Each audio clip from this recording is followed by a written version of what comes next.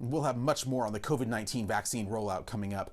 But one of the reasons Governor Greg Abbott wants Texans to get vaccinated is because of the number of people crossing the border from Mexico. Abbott has pressed President Joe Biden for answers and for help.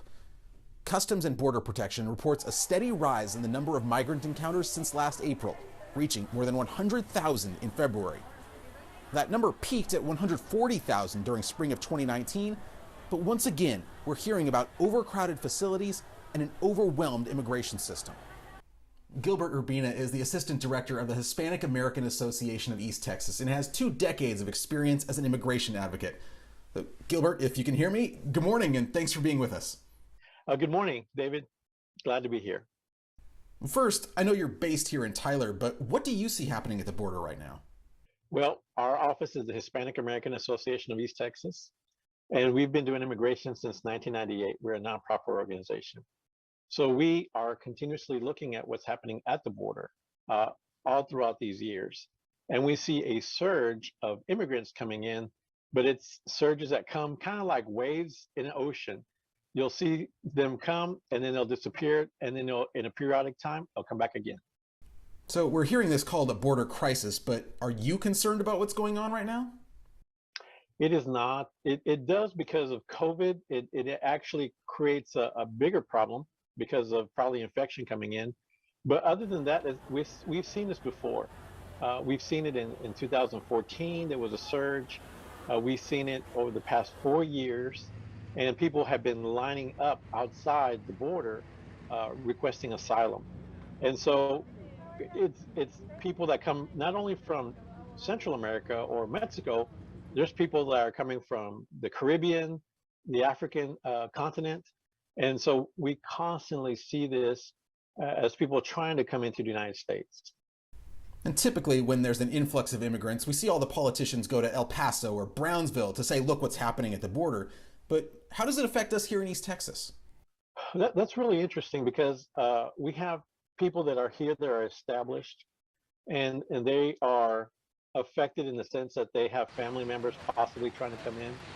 A lot of the people that live here send money back to their home countries.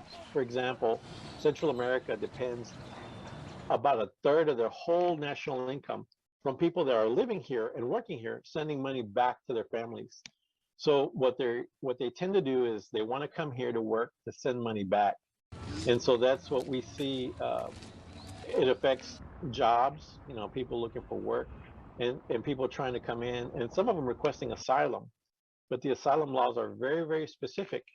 And sometimes we actually try to not encourage people to either bring their children or to try to come in themselves. You told me earlier you have a lot of clients who still have relatives back in their previous countries, and you're telling them not to try and bring them here. Is that because of the conditions, or why not? It's not really a good time to do it or the right way to do it. Because, for example, our office does legal immigration, and there are steps that can be taken. Some people qualify for what's called temporary protective status. There's adjustment of status where they can actually get a green card, but there are long lines, and we encourage people to do it the right way, which is to get in line, if possible. To do it in this way illegally sometimes puts children at danger or families at danger because there are people that prey on them. There's human traffickers, there are drug traffickers, and those people are the ones that take advantage of this situation. And so that's why we've actually also met with people that are in legislators to try and encourage them to say, we really need to get comprehensive immigration reform done. We're starting to see some photos and video of the detention centers down in South Texas, and they look really crowded. So how concerned are you about the conditions that migrants face if they do get to the U.S.? Well, those detention facilities were created because of the Health and Human Services Department. They're not technically under ICE or Homeland Security. They are meant to humanely try to treat individuals, provide them food and shelter and health care while they assess their status in the country. And yes, they are overwhelming. Lately or recently, with the past administration, they have what's called the Remain in Mexico policy, which were people that would come in and try to request asylum, but they would have to remain in Mexico. And those detention centers or refuge camps were very in disrepair. They're not in good condition. So at least here they're able to get some kind of help. Ideally, it doesn't seem good to be surrounded by fences or security, but they have to have some kind of structure to be able to help these individuals. I know that they recently transferred children to the Dallas Convention Center, and that's being used as a temporary facility. We could see that they're trying to do it the humane way and trying to give them the help that they need. But again, that's why I think the word has gotten out to the other countries: do not come, don't try to come. Now is not the time, and we're not equipped to receive you. It's kind of like having unwanted guests all of a sudden appear at your front door, and you're not ready to have overnight guests. That's what we tend to see, and of course they're doing their best, and we hope the best for either the migrants and the administration trying to handle this situation. There are a couple of immigration reform bills working their way through Congress that the Biden administration supports. Do you see these as the kind of big reforms that people on both sides have been talking about for decades, or are these just minor steps? Well, I've been doing immigrations for 20 years, and it's always disheartening when you see legislation pass through Congress and then die in the Senate, or something like, for example, the DREAM Act that's being pushed for such a long time and never seen the light of day.